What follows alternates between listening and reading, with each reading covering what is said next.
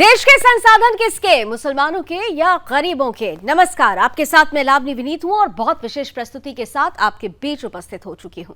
यह प्रस्तुति इसलिए विशेष हो रही है क्योंकि चुनावी साल है। अभी भी इस साल कई ऐसे राज्य हैं जहां पर विधानसभा चुनाव होने और 2024 तो सीधे सीधे महत्वपूर्ण इसलिए है क्योंकि आम चुनावों का साल है। 2024 और 2023 में होने वाले कई राज्यों के विधानसभा चुनावों को लेकर प्रधानमंत्री नरेंद्र मोदी महामिशन पर डटे हुए हैं। मोदी ने चुनावी का टॉप गियर ऑन कर रखा है और यही वजह है कि बार बार जिन भी राज्यों में, चुनावी राज्यों में खासतौर से प्रधानमंत्री नरेंद्र मोदी पहुंच रहे हैं तो विपक्ष पर करारा प्रहार कर रहे हैं। कांग्रेस पर करारा प्रहार करते हुए प्रधानमंत्री नरेंद्र मोदी ने बीते दिनों, कल की हम बात कर रहे हैं, खासतौर से जब वो उत्तर प्रदेश के दौरे पर थे, छत्तीसगढ़ के दौरे पर थे और उत्तर प्रदेश में अपनी संसदीय क्षेत्र काशी में रहते हुए उन्होंने एक बड़ी महत्वपूर्ण बात कही। कहा कि इस देश में जो संसाधन है उस पर पहला अधिकार गरीबों और वंचितों का है। प्रधानमंत्री नरेंद्र मोदी ने जैसे ही ये बात कही वैसे ही भारतीय जनता पार्टी ने कांग्रेस को जमकर घेरना शुरू कर दिया। स्पष्टवादिता के साथ ये कहा जाने लगा कि नीतियां दरअसल तुष्टीकरण के आधार पर नहीं बल्कि वास्तविक स्थिति को देखते हुए बननी चाहिए और प्रधानमंत्री नरेंद्र मोदी इसीलिए गरीबों और वंचितों की बात करते हैं, न कि डॉक्टर मनमोहन सिंह के जैसे मुसलमानों की, संसाधनों पर हक मुसलमानों का, ऐसी कोई बात करते हैं।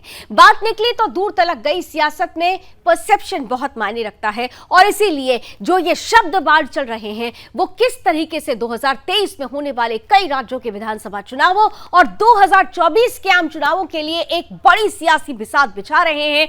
बीजेपी के लिए विजय रथ की संकल्पना, जहां पर लक्ष्य और उद्देश्य दोनों जीत है, उसके आधार को मजबूत कर रहे हैं। किस तरह से भारतीय जनता पार्टी विपक्ष को घेर रही है और विपक्ष अपनी नई रणनीति के साथ चुनावी मैदान में उतरने को तैयार है, आज इसी पर होगी जमकर बहस। मेरे साथ कुछ ही देर में जुड़ेंगे कुछ खास अतिथि, कराऊंगी उनसे आपका परिचय, लेकिन उससे पहले हमेशा की तरह आज की वो रिपोर्ट जो बताएगी, स्पष्ट करेगी कि आखिर किसकी नीतियों में कितना दम और देश के संसाधन सबसे पहले आखिर किसके लिए।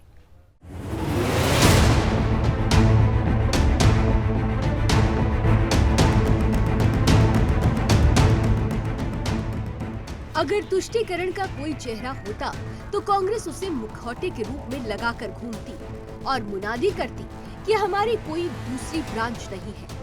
मुस्लिम तुष्टीकरण की पराकाष्ठा देखनी हो तो सिर्फ हमारा रुख करें। हिंदुस्तान के पूर्व प्रधानमंत्री डॉक्टर मनमोहन सिंह डंके की चोट पर कहते थे कि देश के संसाधनों पर पहला अधिकार मुसलमानों का है। We will have to devise innovative plans to ensure that minorities, particularly the Muslim minority, are empowered to share equitably in the fruits of development. They must have the first claim on our resources. कितनी बड़ी विडंबना थी कि कांग्रेस के राज में हिंदुस्तान के संस्थानों का पहला अधिकारी मुसलमान हुआ करता था, लेकिन वक्त बदला, सत्ता बदली, परिस्थिति बदली और बदल गए संसाधनों के अधिकारी। अब देश के संसाधन पर पहला अधिकार वंचितों और गरीबों का है। संसाधनों पर वंचितों का, गरीबों का सबसे बड़ा हक होता। पहले बैंक तक पहुंच भी सिर्फ अमीर लोगों की होती थी। गरीबों के लिए तो ये माना जाता था कि पैसा ही नहीं है तो बैंक खाते का क्या करेंगे। मौका था 12,100 करोड़ रुपए की सौगात का और जगह थी प्रधानमंत्री नरेंद्र मोदी का संसदीय क्षेत्र काशी। एक तरफ भारत माता की जय, हर हर महादेव के नारों का जय घोष था तो दूसरी ओर पीएम अपने फॉर्म में विपक्षियों पर तीखे हमले कर रहे थे। पीएम ने काशी से खूब शब्दबाण चलाए, बिना किसी का नाम लिए कांग्रेस पर जमकर प्रहार किया और मनमोहन के पुराने बयान का भी जवाब दे दिया। शुक्रवार को काशी को 12,100 करोड़ रुपए की सौगात देने के बाद पीएम मोदी शनिवार को तेलंगाना के वारंगल पहुंचे, जहां उन्होंने भद्रकाली मंदिर में पूजा अर्चना की। इसके बाद सूबे के लिए लगभग 6100 करोड़ रुपए की परियोजनाओं की आधारशिला भी रखी। पीएम वारंगल में जैसे ही मंच पर चढ़े तो विपक्ष पर जमकर बरसे। बहरहाल सियासत में आरोप और प्रत्यारोप के जुबानी वार तो चलते रहते हैं, लेकिन विकास के मुद्दे पर कांग्रेस और बीजेपी की नीतियां साफ दिखाई दे रही हैं। जहां एक तरफ सिर्फ मुसलमानों को गरीब मानकर नीतियां बनाई जा रही थी, तो वहीं बीजेपी सबका साथ सबका विकास के पैमाने पे ढल रही है। और होना भी यही चाहिए, क्योंकि संविधान भी कहता है हम भारत के लोग। Bureau report, Sudarshan news. साथियों, तेलंगाना की 12 यूनिवर्सिटीज में हायर एजुकेशन को तबाह करके यहां की सरकार ने लाखों नौजवानों का भविष्य बर्बाद कर दिया है। आज भी तेलंगाना की यूनिवर्सिटीज में 3000 से ज्यादा टीचर्स के पद खाली पड़े हैं। आज भी तेलंगाना की सरकारी स्कूलों में टीचर्स की 15,000 से ज्यादा पोस्ट खाली पड़ी है। क्या ये इन स्कूलों में पढ़ने वाले बच्चों के साथ विश्वासघात नहीं है क्या? इन लोगों ने आपसे वायदा किया था कि गरीबों को 2 बेडरूम वाले 7 लाख फ्लैट बनाकर देंगे। ये वायदा भी यहां की सरकार पूरा नहीं कर पाई है। ये लोग किसानों के 1 लाख रुपया तक के कर्ज को माफ करने की बात भी कहा करते थे, लेकिन इस वायदे पर भी इनकी सरकार ने तेलंगाना के लोगों को सिर्फ विश्वासघात ही दिया है। साथियों, मुझे पता है कि तेलंगाना की ग्रामीण पंचायतें, यहां के सरपंच यहां की सरकार से कितने गुस्से में हैं, कितने नाराज हैं। तो गरीबों और वंचितों की बात कर रहे हैं प्रधानमंत्री नरेंद्र मोदी, और सीधे सीधे हमला कर रहे हैं विपक्ष पर, कांग्रेस पर, जिसने 70 सालों तक तुष्टीकरण की राजनीति के आधार को मजबूती दी। लेकिन जिस तरीके से परिस्थिति बदली, परिवर्तन हुआ है, यह परिवर्तन क्या 2024 में एक बार फिर से कमल खिलाएगा? आइए इसी पर चर्चा करने के लिए हमारे साथ जो आज अतिथि जुड़ रहे हैं उनका स्वागत आप करते हैं। हमारे साथ भारतीय जनता पार्टी का पक्ष रख रहे हैं खेमचंद शर्मा जी, बहुत बहुत स्वागत। कांग्रेस का पक्ष रखने के लिए हमारे साथ संदीप त्रिपाठी जी हैं, बहुत स्वागत। और साथ ही साथ जाने माने पॉलिटिकल एक्सपर्ट अविनाश सिंह जी भी इस पैनल का हिस्सा हैं, आपका भी बहुत बहुत स्वागत। मैं संदीप जी आपके साथ शुरुआत कर रही हूं। आज वक्त बदल गया, परिस्थिति भी बदल गई, और देखिए शब्द बदल गए, वाक्य बदल गया और उसका अर्थ भी बदल गया। अब संसाधनों पर मुसलमानों का नहीं, गरीबों और वंचितों का पहला हक है। आपकी पहली प्रतिक्रिया सर। लावनी जी, आप पढ़ी लिखी पत्रकार हैं, आपके माध्यम से मैं जानना चाहता हूं कि देश में गरीब सर्वाधिक कौन है भारत सरकार के आंकड़ों के हिसाब से? आप ही बता दीजिए। हम तो अबोध बालक हैं, हमको कुछ पता नहीं है।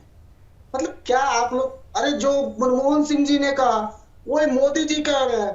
बात सिर्फ इतनी है कि जैसे अमित शाह ने सदन में आकर कहा कि धारा 370 के सभी खंड समाप्त किए जाते हैं सिवाय खंड 1 के, मतलब खंड 1 है 370 है, लेकिन उसको घुमा के बोला।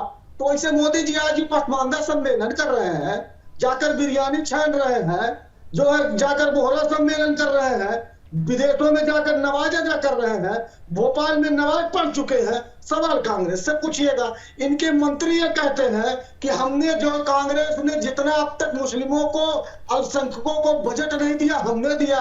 मोदी बोलता है कि जो है नहीं, थोड़ा आराम से देखिए संदीप जी, आप ओपनिंग रिमार्क जरूर दीजिए, लेकिन प्रधानमंत्री का पद है और मेरे डिबेट में मैं चाहूंगी ना किसी पर एक दूसरे पर कोई टिप्पणी करेंगे और ना ही संवैधानिक पद पर बैठे हुए किसी भी शख्सियत के लिए अपमानित शब्दों का प्रयोग करेंगे। आपके 30 सेकंड अभी बाकी है, इसलिए मैं शांत हूं। 30 सेकंड में अपनी बात पूरी कर लीजिए। 30 सेकंड आपने जो है खत्म कर दिया, उसको भी नहीं, आपको जोड़ दिया ना, बता दिया ना आपको, आप बोल लीजिए, पूरी बात कर लीजिए जी। तो आपने जो मोदिया पर आपत्ति जाहिर की, तो बिल्कुल आप तो इलाहाबाद के रहने वाले, हमारे यहाँ तो मोदिया फलनवा नहीं, हम नेशनल चैनल पर है सर, हम नेशनल चैनल पर हैं। हम थोड़ा सा शब्दों का और भाषा का की मर्यादा को ध्यान में रखते हुए आगे बढ़ेंगे। ठीक है, टिप्पणी करना और अपनेपन में कुछ बातें कहना, वो बातें अंतर समझ में आती है, लेकिन इस वक्त आपका परसेप्शन क्या है, देखिए वो समझ में आ रहा है। इसीलिए देखिए, राजनीति में शब्दों का, भाव भिंगाओं का, आपके व्यवहार का बहुत बड़ा रोल होता है। आपने कहा कि प्रधानमंत्री शब्द का इस्तेमाल नहीं कर रहे, लेकिन वही कह रहे हैं। लेकिन यहां पर तो खास तौर से डॉक्टर मनमोहन सिंह जी की तरफ से मुसलमान शब्द का प्रयोग कर दिया गया। वो भी गरीब बोलते तो हम इस पर चर्चा ही नहीं करते, वो सिर्फ अल्पसंख्यक तक रहते तो बार बार कांग्रेस से तुष्टीकरण के लिए मुसलमानों के अधिकारों पर सवाल नहीं पूछा जाता। शब्दों का चयन तो हुआ था ना सर वहां पर। संदीप जी कर लीजिए, भाषण कर लीजिए। नहीं, भाषण तो आप कर रहे थे, मैं तो सवाल कर रही हूँ। अब आपको मेरा सवाल भी भाषण लग रहा है तो मैं क्या करूँ? आप ओपिनियन रिमार्क में भी बोलने नहीं देंगे। नहीं, ओपनिंग रिमार्क में मैंने आपको कहा 30 सेकंड आपकी बाकी आप पूरी कर लीजिए। आपने उस 30 सेकंड में भी जवाब नहीं दिया। जाया किया। अरे दिया तो मैंने आपको दिया तो समय। बचाती क्या है आप लोग? अरे दिया तो समय आपको साहब, आप वेस्ट कर रहे हैं टाइम।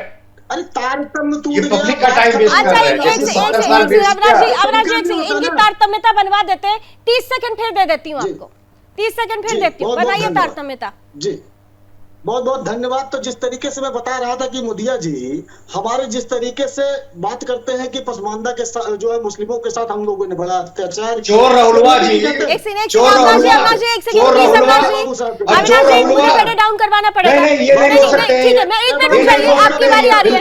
मैं अवनाश जी का फेडे डाउन 30 सेकंड पहले पूरा कंप्लीट कर लेने दीजिए, उसके बाद आपकी बारी आएगी। ठीक है, कूदने लगे। अरे दलाल नहीं संदीप जी, मुझे फिर आपको टोकना पड़ेगा।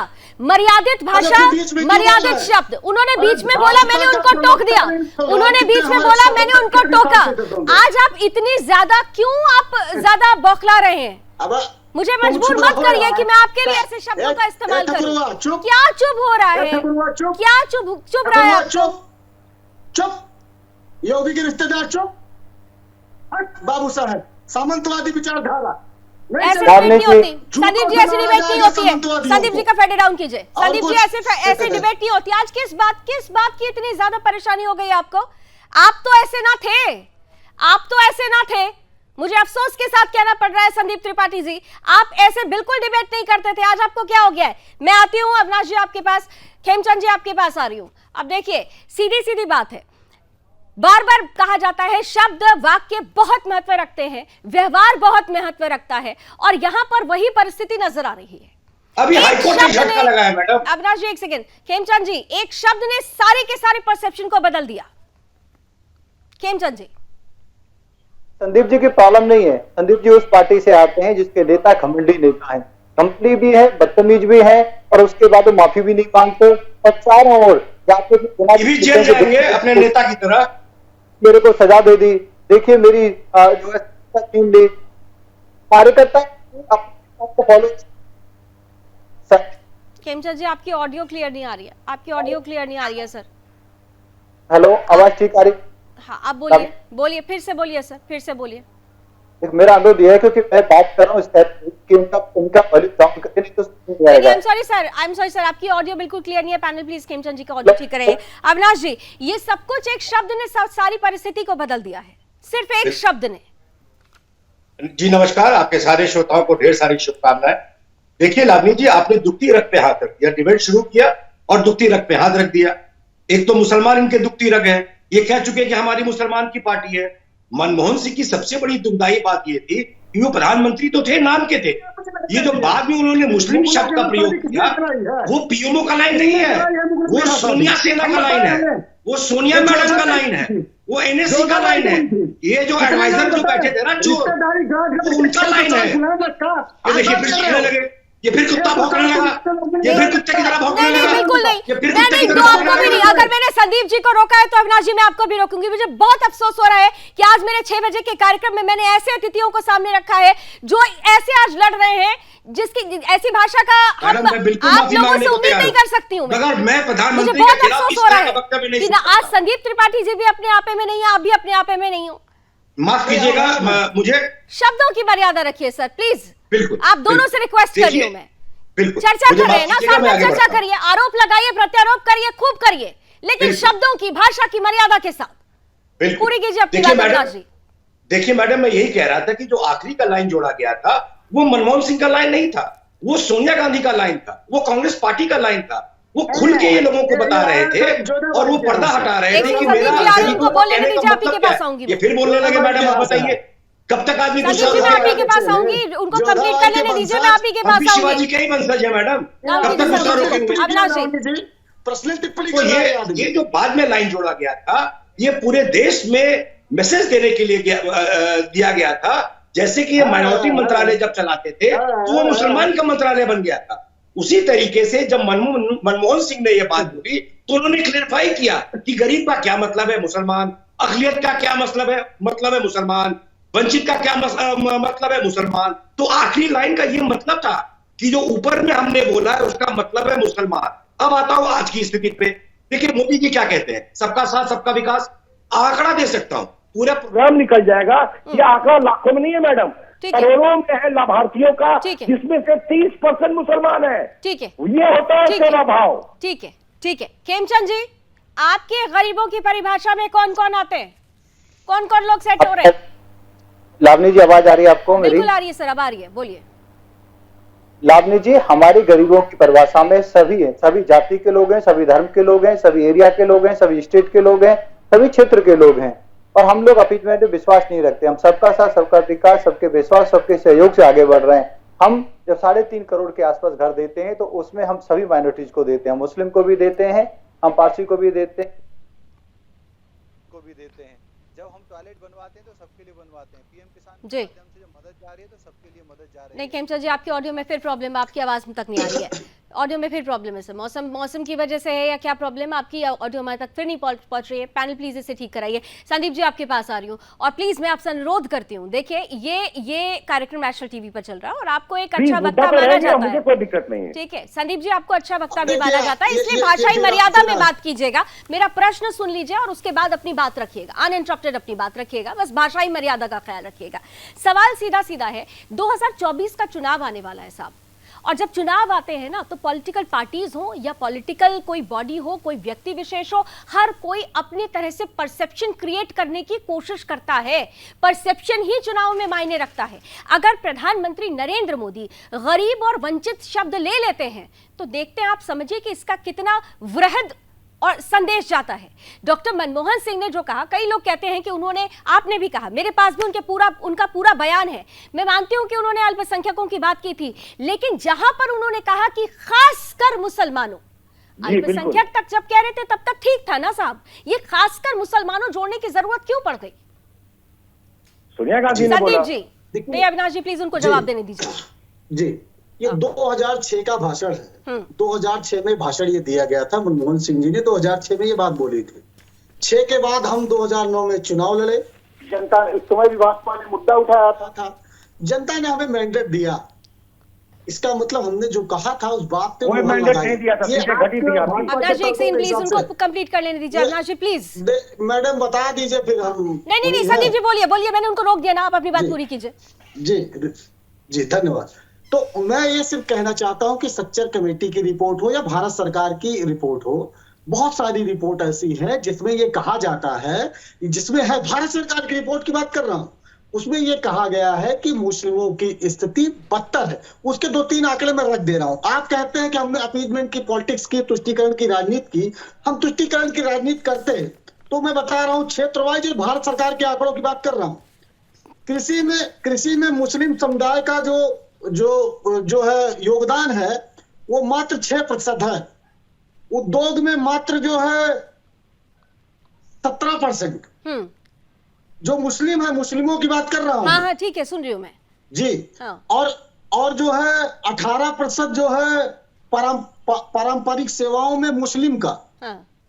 समझिएगा, ठीक है। मात्र 18% जो मुस्लिम है उसमें ठीक। 18% ठीक। पारंपरिक सेवाओं में है। ठीक है, यानी- आधुनिक सेवा में 8.3, सार्वजनिक क्षेत्र में यानी आप ये 7%। कहने की कोशिश कर रहे हैं कि मुसलमानों की हालत अभी ठीक नहीं हुई है, तो हम नहीं, ठीक है, ये सरकारी आंकड़े जो आप कह रहे हैं, तो फिर ठीक है, तो भारत सरकार ने ही मुसलमानों के लिए अपने कार्यकाल में जितना काम किया है उतना काम तो फिर कांग्रेस के काल में नहीं हुआ। मेरे पास लंबी चौड़ी फहरिस्त है जो मुसलमानों के लिए चलाई गई है। आप बताइए कि मुसलमानों के लिए खास तौर से कौन कौन सी योजनाएं चलाई गई। चलिए, मुझे एक ब्रेक के लिए बार बार कहा जा रहा है, ब्रेक के बाद लौटूंगी तो आप ही के पास आऊंगी। जरा आप बताइएगा कि मुसलमानों के लिए कांग्रेस ने कौन सी बड़ी योजनाएं चलाई जिसकी वजह से एक बदलाव आया। 2004 के बाद 2009 में आप वापस आते हैं, लेकिन 2014 में AK एंटनी साहब को अपनी रिपोर्ट में क्यों कहना पड़ता है कि हार की वजह तुष्टीकरण रही है, आपने बहुसंख्यक हिंदुओं को नकार दिया। ये तमाम परिस्थितियां क्या कहती हैं, जानूंगी इस पर आपका जवाब इस छोटे से ब्रेक के बाद।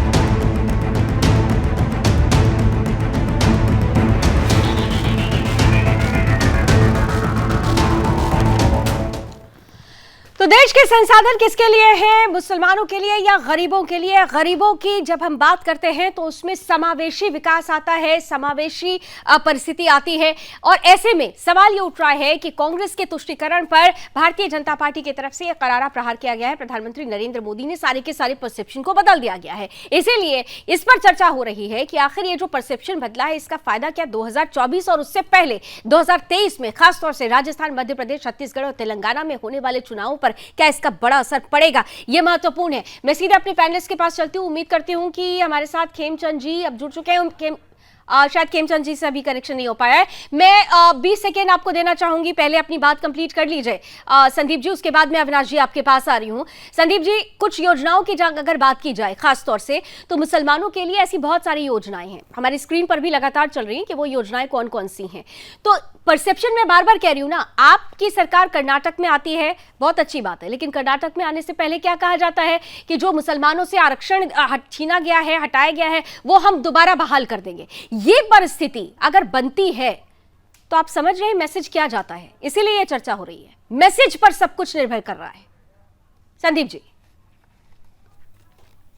वेट की है 4.5 साल इसी सरकार ने आरक्षण को बरकरार रखा। चुनाव के समय में आकर ड्रामेबाजी आप करिएगा तो ये नहीं चलेगा। और आप ही कह रही है कि हमने जो मुस्लिमों के लिए नहीं किया वो भारतीय जनता पार्टी कर रही है। आप ये भी कह रही है कि बड़ी बड़ी योजनाएं भी चला रही, तो फिर हम पर तुष्टीकरण का क्यों? पहली चीज। दूसरी चीज आप बता रहे हैं हमारे मोदी जी जो गुजराती पंडे हैं, फराडिया हैं, झूठे हैं। मैं ये बात क्यों कह रहा हूं? मैं तथ्य दे रहा हूं। वो ये कह रहे हैं कि देश के संसाधनों पर गरीबों का और वंचितों का हक है। तो संसाधन क्या होते हैं? जंगल, जमीन और जो संसाधन है, खनिज है और ये सब है। 300 कोयला की खदान अडानी को आवंटित हो जाती है। 7 एयरपोर्ट बिकते हैं, अडानी को मिल जाते हैं। और भी बहुत सारी चीजें आप बता दीजिए जो जमीन एक्वायर हो रही है अडानी को और बाबा रामदेव को। पूरे 9 साल में 10 पट्टे बता दे, मात्र 10 पट्टे जो सरकार ने गरीबों को दिए हो जमीन के। आप कर क्या रहे हो? सिर्फ नाम और भाषण से काम नहीं चलेगा ना कि आप लक्ष्यदार बात करिए। 9 साल से ये लक्ष्यदार बातें तो हम सुन रहे हैं। नहीं, संदीप जी, लक्ष्यदार बातें होती तो फिर दोबारा उनको चुनावी मैदान में जब उतरे थे तो उनको जनता लेती ही नहीं, हाथों हाथ लेती ही नहीं। परिवर्तन तो देखिए, जनता देख रही है ना, परिवर्तन देख रही है। आप पर अगर तुष्टीकरण का लेबल लगा है, तो उसके पीछे इतिहास है। शाहबानो से लेकर कर्नाटक में आरक्षण बहाल करने तक, अरे संदीप जी, शाहबानो से लेकर कर्नाटक में आरक्षण बहाल करने तक कांग्रेस का इतिहास क्या रहा है मुझे बताने की जरूरत नहीं है। सब कुछ सामने है। खेमचंद जी कुछ कहना चाह रहे हैं, फोन लाइन पर है। खेमचंद जी, बड़े बड़े आरोप लगा दिए उन्होंने। लावनी जी नहीं आवाज नहीं, आ रही है आप आपको? संदीप जी यहाँ सुदर्शन पर बैठ के हमें सर्टिफिकेट मत दीजिए। आपसे लावनी प्रश्न जी, किया, आपको आवाज मंच आ रही है दिया, आपको? तो भारतीय जनता पार्टी से भी प्रश्न करते हैं, उनको भी मंच अपना दीजिए। डेट ये अपना बैठ के अपना ये डेट ऑफ बर्थ सर्टिफिकेशन का वाला काम मत सर्टिफिकेट लेके करिए, आइए। ये बैठ के बाप का नाम देखें सर्टिफिकेशन का आप। काम मत करिए। चलिए छोड़िए। आप सर्टिफिकेट लेके आइए अपना, खेमचंद बर्थ जी, सर्टिफिकेट, बाप का नाम चेक करें आवाज आ रही है आपका। आपको? मुझे लगता है आपके बाप का खेमचंद जी नाम तो बोलिए, चेक करना है सबका मुझे। पहले डाउन कीजिए। सर्टिफिकेट खेमचंद जी लेके को आइए जरा अपने। फोन लाइन पर है, उनको बोलने दीजिए। आवाज- खेमचंद जी, आवाज हाँ आ बिल्कुल, रही- जल्दी से सर, खेमचंद जी जल्दी से, आपकी वीडियो में आज लावनी बहुत जी, प्रॉब्लम रही है। ये लोग नेगेटिव हैं और ये लोग नकारात्मक हैं, नकारात्मक बात करेंगे। आदरणीय प्राइम मिनिस्टर मोदी जी जब कहते हैं कि अब गरीबों को हम हक दे रहे हैं, गरीबों की हम सेवा कर रहे हैं, तो ये दिखता है, क्योंकि आदरणीय प्राइम मिनिस्टर मोदी जी जब पीएम किसान के माध्यम से मदद दे रहे हैं तो वो गरीब किसानों को दे रहे हैं, छोटे किसानों को दे रहे हैं। जब आदरणीय prime minister Modi ji college बनवा रहे हैं तो गरीबों के लिए बनवा रहे हैं, गांव में बनवा रहे हैं, रिमोट एरिया में बनवा रहे हैं, शहरों में गरीबों के लिए बनवा रहे हैं। आदरणीय प्राइम मिनिस्टर मोदी जी जब वैक्सीन लगवाते हैं सभी गरीबों को लगवाते हैं। आदरणीय प्राइम मिनिस्टर मोदी जी जब घर दे रहे हैं तो गरीबों को दे रहे हैं, सभी जाति के, सभी धर्मों के। और हम ये नहीं कहते कि एक विशेष धर्म, विशेष जाति का अधिकार हमारे रिसोर्सेज में सबसे ज्यादा होना चाहिए, नहीं, हम कह रहे हैं खेमचंद जी, कि आज लेकिन रिसोर्स नैरेटिव है, सेट करने उनका की अगर अधिकार बात की गरीबों जाए, के। नहीं नैरेटिव अगर सेट करने की बात की जाए तो पसमानदा मुसलमान, खासतौर से उन्होंने इस बात का जिक्र भी किया, परसेप्शन और नैरेटिव तो उधर से भी सेट हो रहा है। देखिए गोल, नहीं, मैं कहती हूँ ना, पसमानदा लक्ष्य और मुसलमान, उद्देश्य दोनों के लिए देखिए, जीती है, इसलिए आप आदरणीय दोनों की प्राइम तरफ से मिनिस्टर यही चीजें होती है फिर तो। नहीं, बिल्कुल नहीं हो रही है। आदरणीय प्राइम मिनिस्टर मोदी जी ने क्या बोला कि इन्होंने मुसलमानों को भी ठगा, मुसलमानों का नाम यूज किया लेकिन मुसलमानों को भी ठगा। सिर्फ ठीक। 10-15% मुसलमानों को फायदा दिलवाए जो उनके चहते थे, ठीक है, दरबारी थे, मुसलमानों के लिए भी जो बाकी होना चाहिए था वो नहीं हुआ। मुसलमान थे, उनको अविनाश जी, इन्होंने सिर्फ exploit वोट किया। बैंक मानती रही कांग्रेस मुसलमानों को। बिल्कुल मैडम, बिल्कुल, आप जिस बिल्कुल, मैं इन्हीं की बिल्कुल। बात से जवाब देता हूँ। ठीक है, जिस खेमचंद सच्चा जी की बात को आगे कमेटी रिपोर्ट का बढ़ाइए जिक्र अविनाश कर रहे हैं, जी। ठीक, जिस सच्चा कमेटी का हाँ बोलिए अविनाश जी। सच्चर कमेटी रिपोर्ट बनी ही थी, सच्चर कमेटी मुसलमानों में गरीबी देखने के लिए, दैट वाज स्पेसिफिक टू मुसलमान। उसमें क्या नई बात है कि मुसलमानों के बारे में वो लिख रहे थे, उनको कमीशन बनी ही थी उन्हीं के ऊपर। नंबर 1। नंबर 2, जिस भाजपा और मोदी जी के बारे में ये कह रहे हैं अपशब्द, जो कि राहुल गांधी भी कहते हैं, देश विदेश में जाके कहते हैं, वहां गुजरात में मुसलमानों का क्या आप कंपेयर कर लीजिए। जहां जहां कांग्रेस 70 साल राज की है और जहां मोदी जी ने राज किया गुजरात, आप कंपेयर कर लीजिए। और आज के डेट में 2009 के मैंडेट की बात कर रहे थे और मनमोहन सिंह की, that was a mandate lower than before. 2004 से नीचे थी कांग्रेस 2009 में, और मोदी जी 2014 से ज्यादा 2019 में लेके आए। तो कांग्रेस बैंकरप्ट पार्टी हो चुकी है, चोर उचक्कों की पार्टी पहले भी रही है, अब ये प्रवक्ता भी आकर के उसी तरह से व्यवहार करते हैं। तो हम क्या कर सकते हैं? दुनिया जानती है इस बात को कि मोदी जी केवल हिंदुस्तान में वो काम नहीं कर रहे हैं, वसुदेव कुटुंबकम। आप समझिए 9 ऐसे मुसलमान देश हैं जिन्होंने इनको अवार्ड दिया है, बेस्ट अवार्ड दिया है। और ये टुलपुजी जो प्रवक्ता है, ये पता नहीं आके क्या व्यक्तिगत टिप्पणी नहीं अविनाश जी, व्यक्तिगत टिप्पणी, व्यक्तिगत टिप्पणी बिल्कुल नहीं, बिल्कुल नहीं। अगर मैं संदीप जी को रोकती हूँ तो मैं आपको भी आप अपनी बात रखिए, संदीप जी भी अपनी बात रखेंगे, व्यक्तिगत टिप्पणी नहीं होगी, व्यक्तिगत टिप्पणी नहीं होगी। चलिए ठीक है, संदीप जी प्रश्न पर आइए, प्रश्न पर आते हैं। संदीप जी 2024 ठीक नहीं, कोई नहीं, संदीप जी ठीक नहीं, अविनाश जी प्लीज। संदीप जी 2024 सुनिए संदीप जी, वो चोर उचक्के की पार्टी है।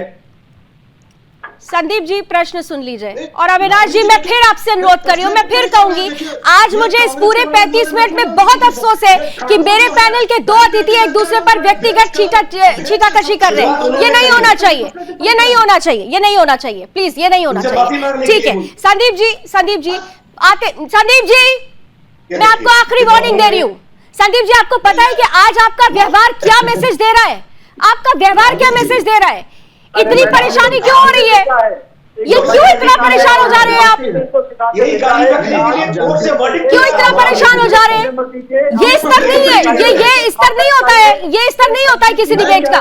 मेरे डिबेट में ये स्तर नहीं होगा। ये पहली बात तो राजनीतिक विश्लेषक बन के बैठे हैं। नहीं, उनको बोलने दे, वो राजनीतिक विश्लेषक है, वो भारतीय जनता पार्टी की बात करें, वो उनकी अपनी राय, आप अपनी बात रखिए। चलिए सबका फेडे डाउन कीजिए, संदीप जी से मेरी बात कराइए। ठीक है संदीप जी, मैंने अविनाश जी का फेडे डाउन करा दिया। मेरा प्रश्न सुनिए संदीप जी, मैं आपसे बात कर रही हूँ, मेरा प्रश्न सुनिए। 2024 आ रहा है, 2024 से पहले परसेप्शन राहुल गांधी जी को लेकर अभी भी आपने देखा गुजरात हाईकोर्ट ने क्या टिप्पणी की है। गुजरात हाईकोर्ट ने कहा कि जनता के प्रतिनिधि को स्पष्ट छवि वाला होना चाहिए। वो स्पष्टता व्यवहार में, भाषा में, आपकी हर एक कदम में नजर आनी चाहिए। क्या वो स्पष्टता अभी कांग्रेस के पास रह गई है। और शर्म भी आनी चाहिए। अविनाश जी प्लीज, मेरा प्रश्न संदीप जी से। संदीप जी जी देखिए गुजरात हाई कोर्ट ने जो भी कहा है, हम वो एक जो है टिप्पणी की है उन्होंने, लेकिन आप ये कह रहे हैं कि अगर हमारा विजन क्लियर नहीं होता, हमारी बातें क्लियर नहीं होती।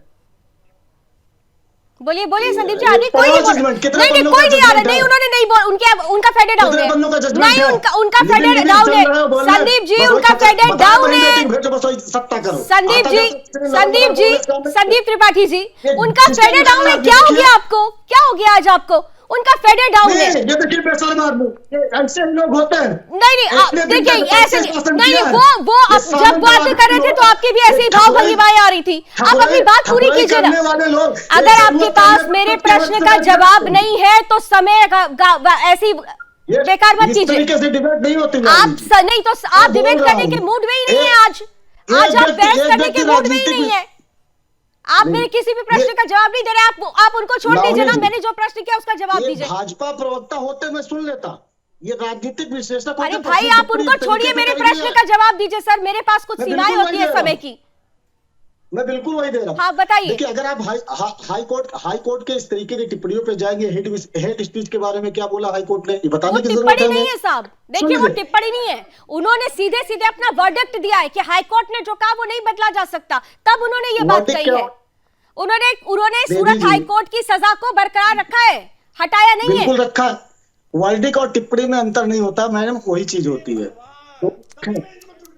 संदीप जी सुन लीजिए। अविनाश जी एक सेकंड, संदीप जी पूरी कर लीजिए अपनी बात, मुझे आज चर्चा खत्म करनी पड़ेगी और बहुत अफसोस के साथ मैं यहाँ पर आपकी आखिरी कमेंट के साथ खत्म करूंगी कि आज डिबेट नहीं हुई। आज मुझे समझ में नहीं आया कि संदीप जी आप क्या कहने की कोशिश कर रहे थे। आप कांग्रेस के प्रवक्ता हैं, कांग्रेस जो अपने ऐसी ही व्यवहार और बयानों की वजह से बार बार सेल्फ गोल खाती रही है। बिल्कुल मत करिए ऐसा, आप लोगों के लिए नुकसानदायक होगा साहब। नहीं, हम अपना फायदा और नुकसान जानते हैं। देखिए दो चीजें आप समझिए, आप ये कह रहे हैं कि हमने अगर गलत किया होता तो आप 9 साल की बात कर रहे हैं, मोदी जी दोबारा क्यों आते? भाई हमने 54 साल शासन किया है भाई। अगर हम इतने गलत होते तो क्या इस देश की जनता 2024 से वापस आ रहे हैं आप लोग? 10 साल बिल्कुल आ रहे हैं, 2024 से बहुमत से आ रहे हैं, डंके की चोट पर आ रहे हैं, आपकी सामंतशाहियों की पट्टेदारी करने वालों को जी जल्दी से 5 सेकंड, पूर्ण बहुमत के साथ कांग्रेस वापस आ रही है, कोई गठबंधन नहीं होगा, अकेले दम पर चुनाव में आएंगे। नहीं मोदी के साथ कांग्रेस अकेले आ रहे हैं, अनुप्रिया पटेल के साथ कांग्रेस में आ रही है। सरकार मोदी जी बनाएंगे, मोदी जी तीसरी बार प्रधानमंत्री बनेंगे, देश को आगे ले जाएंगे। चलिए उनके भी अपने दावे हैं। अविनाश जी लास्ट कमेंट 10 सेकंड। बिल्कुल बहुमत में आ रही है कांग्रेस, पूरी बहुमत में आ रही है, पर ये सरकार बनाने के लिए नहीं, जेल भरने के लिए आ रही है। ये जितने भी चोर उचक्के हैं सब जेल जाएंगे, ये जेल भरेंगे, वही बहुमत है इनकी, जेल में, सरकार में नहीं। धन्यवाद आप सभी का हमारे साथ जुड़ने के लिए। लेकिन मुझे आज अपने लास्ट कमेंट को ये कहते हुए खत्म करना होगा कि आज मुझे वाकई बहुत अफसोस हुआ कि हमारे गेस्ट पैनल में 2 ऐसे अतिथि थी जो एक दूसरे पर व्यक्तिगत टिप्पणी कर रहे थे। हमेशा से एक चर्चा सार्थक होनी चाहिए और सार्थक चर्चा में जब हम समापन पर आते हैं तो कुछ ऐसी टिप्पणी के साथ हम जाते हैं जो दिलो दिमाग पर आकलन करने के लिए कुछ छोड़ कर जाए। आज जिस तरीके से कांग्रेस प्रवक्ता ने व्यवहार किया वो ये बता रहा है कि कहीं ना कहीं से कांग्रेस को प्रधानमंत्री द्वारा कही गई बातों से चुभन हुई है। अगर प्रधानमंत्री नरेंद्र मोदी गरीबों की बात करते हैं तो सीधे सीधे ये प्रहार तुष्टीकरण पर है, और अगर ये बदलते हुए वक्त की बयार है तो क्या 2024 में एक बार फिर से मोदी सरकार है? और अगर ऐसा है तो फिर कांग्रेस को समय रहते आकलन करने की जरूरत है। बहुत बहुत धन्यवाद हमारे साथ जुड़ने के लिए। अभी बस इतना ही। देश और दुनिया की तमाम खबरों के लिए आप देखते रहिए सुदर्शन न्यूज। जय हिंद।